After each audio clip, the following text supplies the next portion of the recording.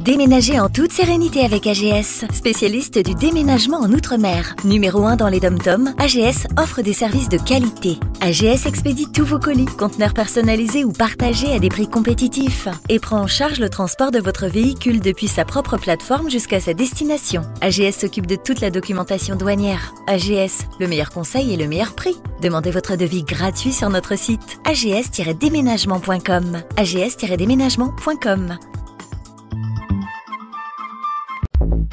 Guadeloupe Actualité. Dans cette édition avec la colère dans les rangs de la police nationale. Ce matin, à Capesterre-Belle-Eau, les agents de la section territoriale ont dénoncé leurs conditions de travail. Véhicules défectueux, sous-effectifs chroniques, manque de moyens matériels, des revendications chroniques qui, disent-ils, mettent en danger leur efficacité mais aussi leur sécurité. Regardons ce reportage signé Loïs Laine. On dénonce les conditions de travail déplorables dont nous impose notre direction territoriale. Nous réclamons de manière très claire tout ce qui est sécurité publique.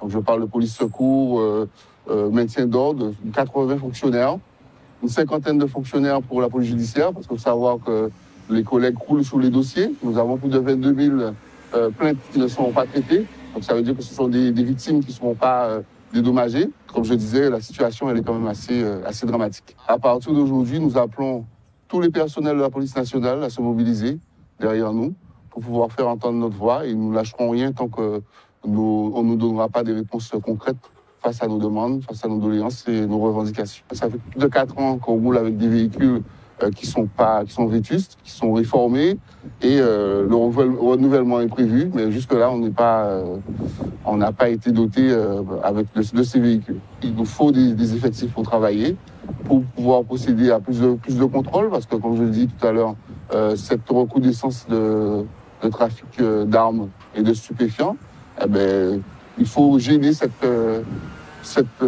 trafics, et pour les gêner, il faut plus de policiers. Donc moi, je dis qu'à chaque fois, on nous propose des formules. On nous propose de déplacer des fonctionnaires de service à un autre pour pouvoir essayer de trouver des solutions. Mais néanmoins, on aura beau changer les formules, s'il n'y a pas les bons ingrédients, ça ne fonctionnera jamais.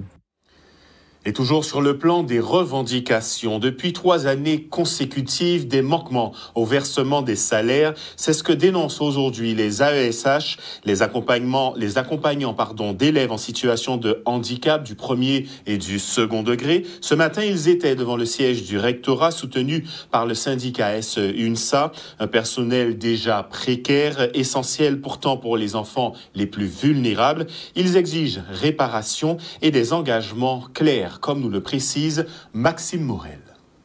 Je suis une AESH aussi et je me suis sentie concernée parce qu'on a reçu un courrier le 25 septembre nous disant qu'il allait avoir du retard sur notre salaire. Ils ont dit qu'il y avait un problème sur le salaire. Alors il y a une partie de mes collègues qui m'ont appelé et qui m'ont dit qu'elles ont reçu le courrier et qu'elles n'ont pas de salaire. D'autres ont eu la moitié du salaire et une partie, elles n'ont pas reçu le courrier. Et une autre partie, elles ont eu l'intégralité.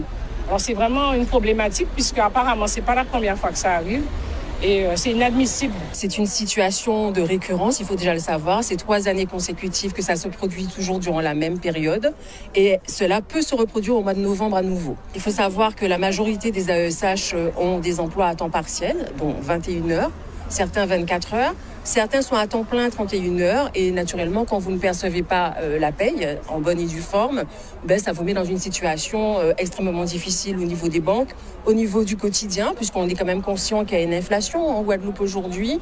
L'essence, les moyens de locomotion demandent de l'argent pour pouvoir vivre décemment, dira-t-on. 3 années de suite, on arrive à un non-paiement des salaires pour à peu près les mêmes catégories de personnel. Les non-titulaires, 3 années de suite, c'est trop.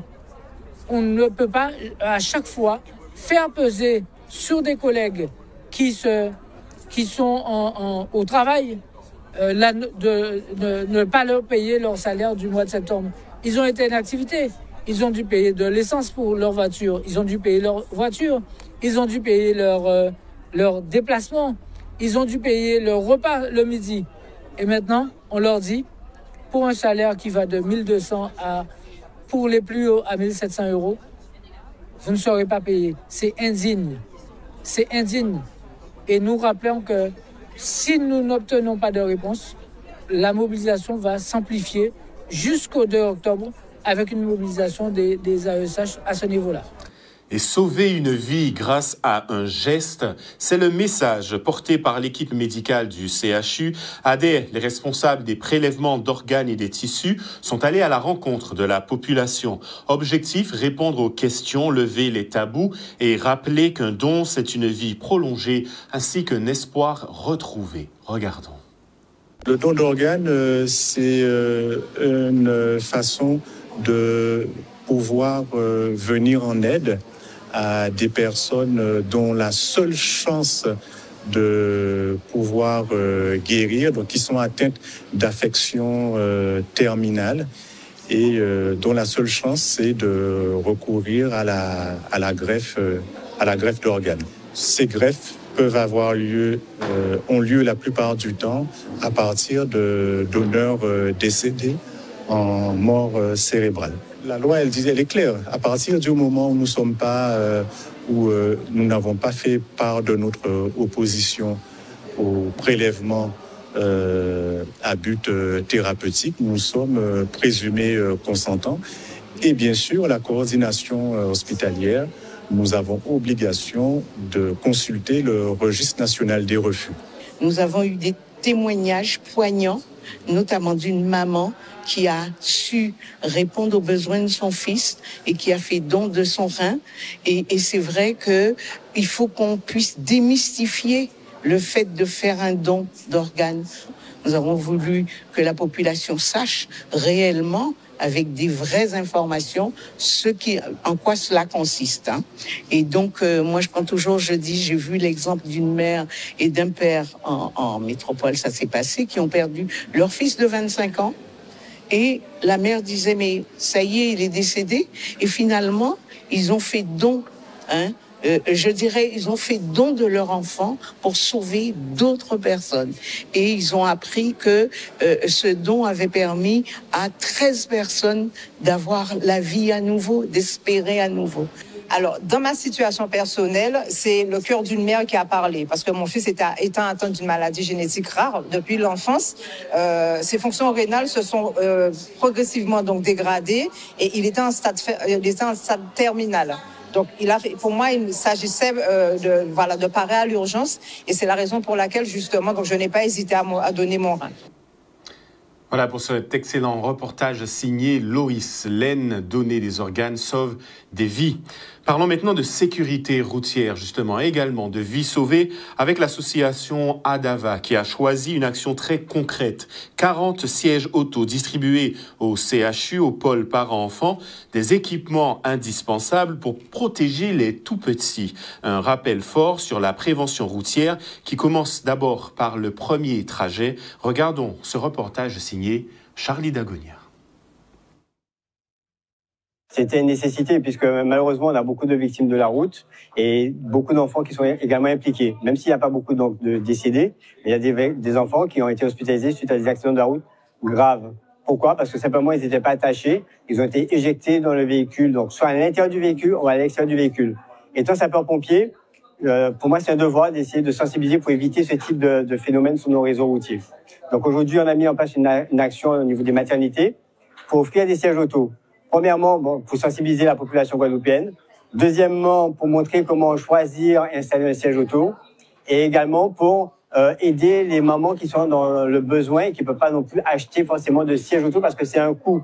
De là, on a décidé d'offrir 40 sièges auto au niveau donc du département aujourd'hui, des sièges auto pour les mamans. Je suis ému, donc je suis désolé parce qu'il y a tellement de choses à penser. Et je remercie aussi notre partenaire, donc le comité des assurances, qui nous a aussi accompagnés dans cette action-là. Oui, non, c'est vraiment une très très belle action. C'est pour cela que nous n'avons pas hésité, quand M. Vadimon nous a contactés, pour mener cette action au sein du pôle parents-enfants. Donc c'est vraiment une action formidable et nous pensons que nous allons, ce n'est qu'une première et que nous allons en refaire d'autres pour faire bénéficier le maximum de parents. Les IDSR, les chargés de mission, les associations, les pompiers, les policiers, mais c'est tout le monde ensemble. Mais s'il manque un seul maillon, et le plus important, c'est le maillon du citoyen. Parce que nous aussi, nous sommes des acteurs de la sécurité routière en tant que citoyens. Donc déjà, je peux agir et sécuriser autour de moi les personnes en portant la bonne nouvelle. Au sein de ce pôle, nous avons bien sûr des services qui prennent en charge la mère pendant toute la grossesse. Nous avons aussi des services qui prennent en charge le couple, parce qu'on a un service d'assistance médicale à la procréation. Et nous avons aussi un secteur pédiatrique qui est très important avec les urgences pédiatriques, la pédiatrie, la réanimation néonatale.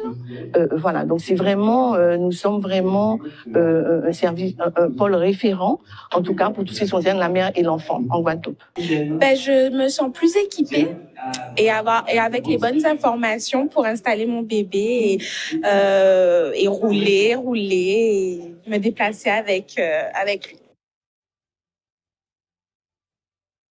Voilà pour cette très belle action de l'association départementale d'aide aux victimes d'accidents.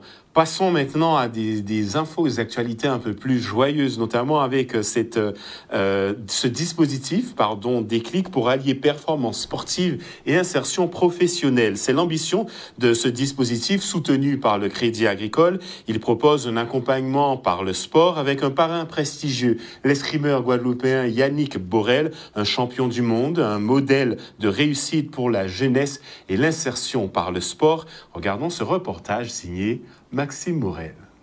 Le parcours Déclic sportif, en fait, c'est un parcours d'insertion par le sport qui permet à des entreprises de recruter autrement et notamment chercher des savoir-être à travers le sport et des compétences qu'on va pouvoir transférer vers l'entreprise pour pouvoir justement mettre à profit ce qu'on a acquis à travers le sport au service de l'emploi. Pour la Guadeloupe, c'est une terre de champions. Donc c'était important pour nous de participer à ce Déclic sportif, ce programme. Enthousiasmant. C'était important pour une deuxième raison, c'est qu'on a des origines LCL et Crédit Agricole. Ça fait 10 ans que l'on connaît la PELS et que l'on monte des promotions. Et donc c'est la première en Guadeloupe, donc on est vraiment très enthousiasmé par ce programme. Et puis le métier de la banque, c'est un métier générateur d'emplois et donc c'est aussi pour ça leur permet d'avoir un emploi. On dit que le sport c'est l'école de la vie, vers la vie professionnelle.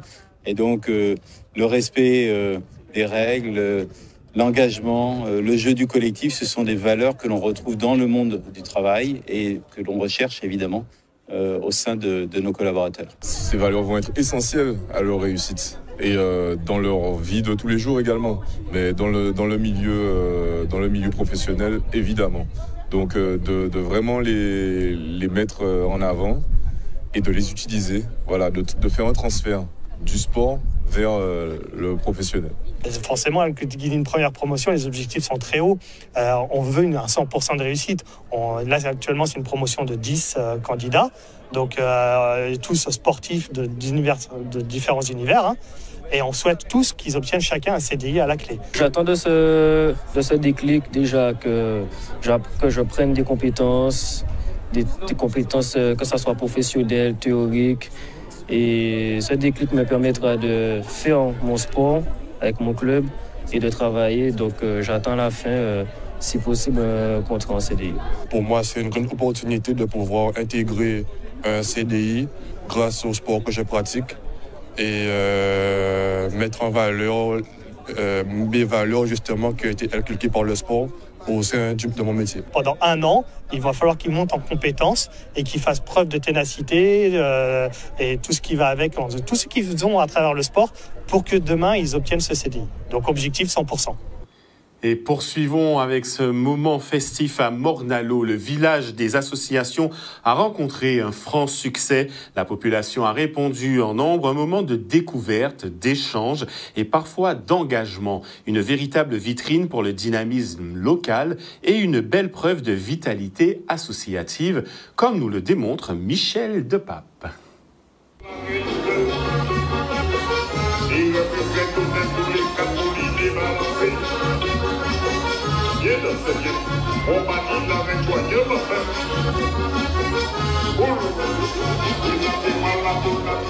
Ce sont les gens qui donnent leur ressenti à travers ce qu'ils font, ce qu'ils disent, ce qu'ils expriment.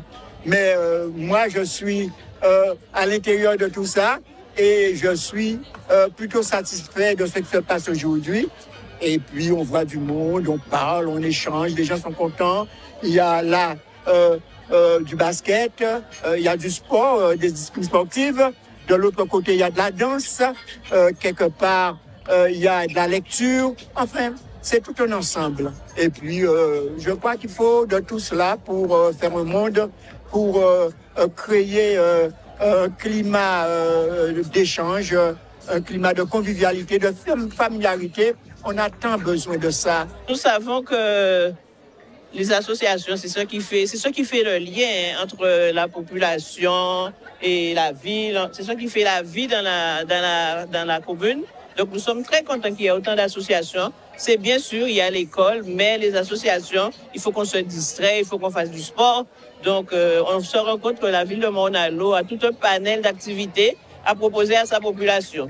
Tous les jeudis, nous sommes là, de 18h à 20h, et on pratique l'aïkido avec passion. Alors c'est quoi l'aïkido? L'aïkido, c'est un art martial japonais qui permet de coordonner les mouvements, d'apprendre à bouger, d'apprendre à se défendre. Ce n'est pas du tout violent, il n'y a pas de compétition. Et on pratique tranquillement, aussi bien les armes, comme vous voulez, vous le voyez en bois. Il y a le sabre, il y a le bâton, il y a le couteau, mais aussi les techniques à main nue. Et on fait aussi du sabre japonais. On apprend à dégainer le sabre japonais, à couper, à rengainer. Et on est tranquille, on s'entraîne gentiment, tranquillement. C'est une discipline qui est ouverte à tout le monde. Ça veut dire personnes âgées, enfants, femmes, tout le monde est bienvenu en aïkido. On y vient parce qu'on a envie d'apprendre à se défendre, et après on reste parce qu'on aime la discipline.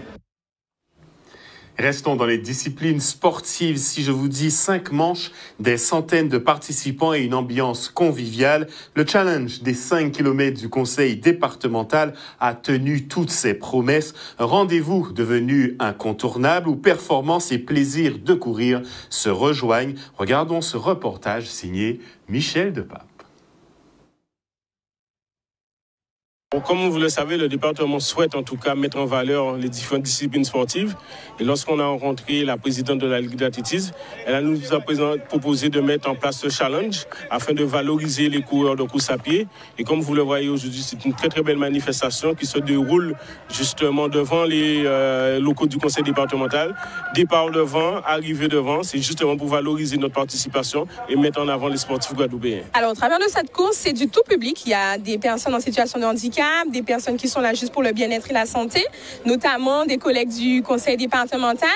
Et il y a également surtout des sportifs. Aujourd'hui, la course est partie super vite puisque chacun a ses objectifs. Et donc, on a des personnes qui sont là pour la performance. On va continuer à travailler justement avec la Ligue d'athlétisme pour continuer à mettre en place justement des manifestations où le conseil départemental pourra accompagner les jeunes sportifs.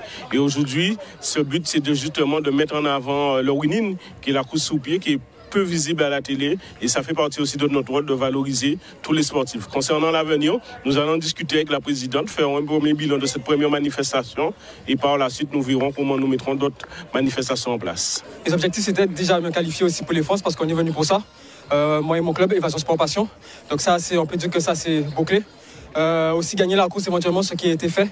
Je pensais battre mon temps, mais de très peu. Donc je suis quand même satisfait, mais je sais quoi travailler à l'entraînement maintenant. Donc c'est satisfaisant. Le challenge conseil départemental de la Guadeloupe, c'est un challenge avec 5 manches, je crois. Et l'objectif, c'était de gagner au classement général. Donc il fallait bien évidemment participer à tous les challenges que j'ai pu remporter. Donc je suis très satisfaite. L'objectif, c'était de gagner et de faire moins de 18. Donc l'objectif a été atteint, je suis contente. Voilà. Là, j'ai fait, sur ma montre, j'ai vu 15-14. Mais j'entends 15-18, donc c'est à voir à la fin, pour voir le temps en général.